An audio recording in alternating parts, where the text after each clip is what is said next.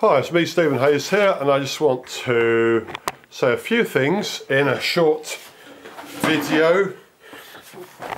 First of all, I haven't been saying a lot recently. There's a number of reasons for that. I've been busy, been travelling, and a lot of stuff has been going on. My wife's mother and my father have just had an 80th birthday.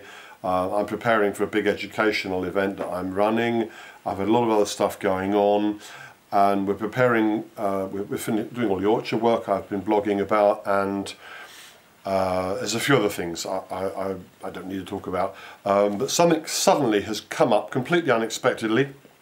I'm a member of a political party, the UK Independence Party, and you might or might not be aware of this, but where I live, Eastleigh, I live in Botley, but we're in the parliamentary constituency of Eastleigh. The Member of Parliament, name of Chris Huhne, H-U-H-N-E, look him up on YouTube, there's a lot, look him on Google, there's a lot going on. Anyway, he's been forced to resign because he's had to admit to perverting the course of justice. He's going to go to prison. There's an election campaign going on, and I have a duty as a member of the party to be involved in that election campaign. And this has come at a very busy time, so I'm going to be quite busy.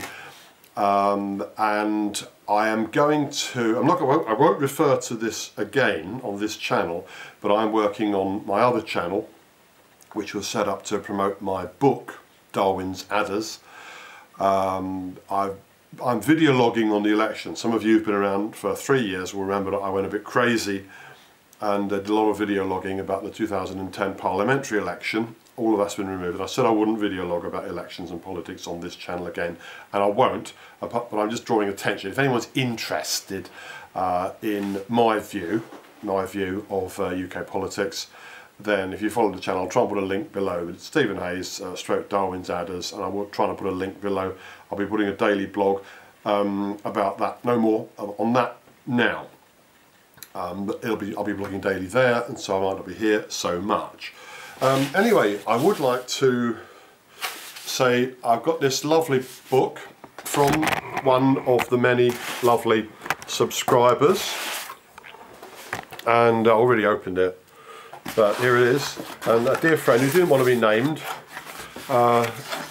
who's in the lovely county of Sussex, which is the county east from here, and Julia and I have just been away for a 2 and a bit day break to the lovely county of Sussex, to a place called Rye, and I've taken lots of film and pictures, and I intend to make a video or two about Rye, but it might not be for a month because I've got a lot on.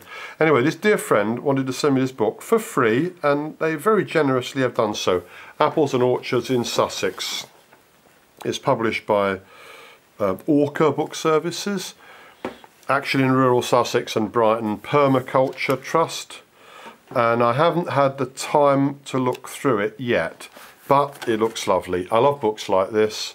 Pictures of real human beings. Look, plum harvest at Gray's Infant School in New Haven.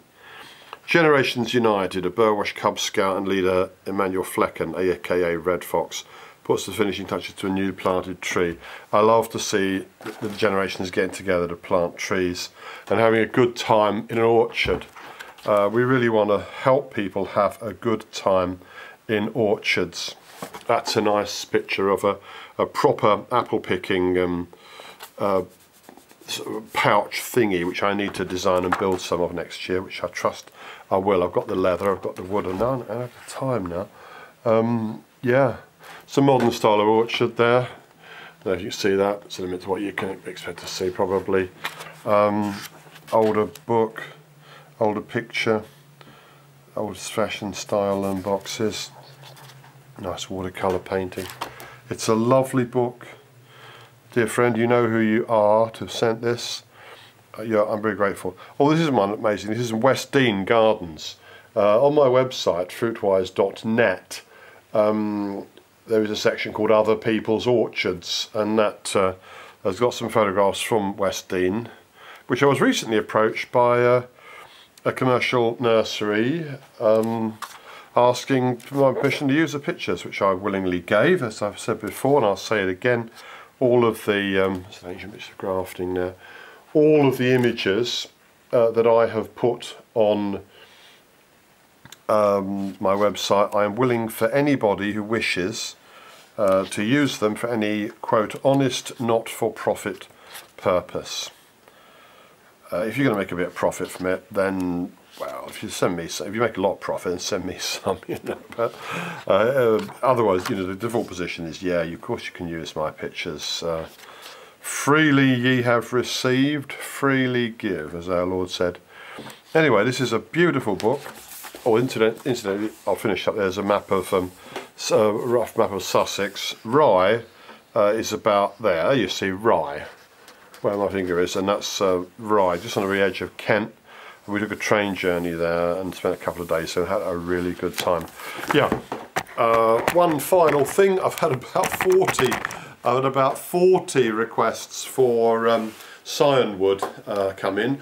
I intend to meet them all, but probably, unless you've got a desperate need, I would prefer not to have any more orders, because as it is, it's going to take us probably 2 whole days to deal with this. And now I've got this election campaign to be involved in. I was tempted to put myself forward as a candidate, but I didn't hear about it, didn't get the details quite in time. It happened all that while we were away. And I went to the hustings last night where we chose a candidate from a shortlist of 2. We chose a shortlist of 2 from a shortlist of 4. And frankly, if I had been standing there and putting myself forward as a candidate, I would have stood down on the spot, because at least 2 of the candidates, at least 2, probably 3, were head and shoulders better than I would have been. And I think I would have acknowledged that. The one I thought was the best has been chosen. I'll get on with that. But anyway, too much to do, so I will not probably be blogging much more about the orchard here for another month. Do not worry, I won't have gone away. If you want to hear me ranting and raving about the political scene in Britain and about the election, by-election caused in my constituency of Eastleigh, caused by Chris Hoon being exposed as, well, look it up yourself, but anyway, he's going to prison and frankly he deserves it. The sentence hasn't yet been announced, but I hope it's at least 2 years, because he was a bloody liar and a cheat and a swindler, and he knew what he was doing while he was ruling over the rest of us. And I think, you know, it's one thing to be a cheat and a liar, okay, it's another thing to be a cheat and a liar while you're passing laws that the rest of us have got to obey that you don't think you should have to obey, and there's a few lessons there. I've ranted on more than I should have done, but anyway, just to let you know what's going on. And thanks again, dear friend, for this beautiful book.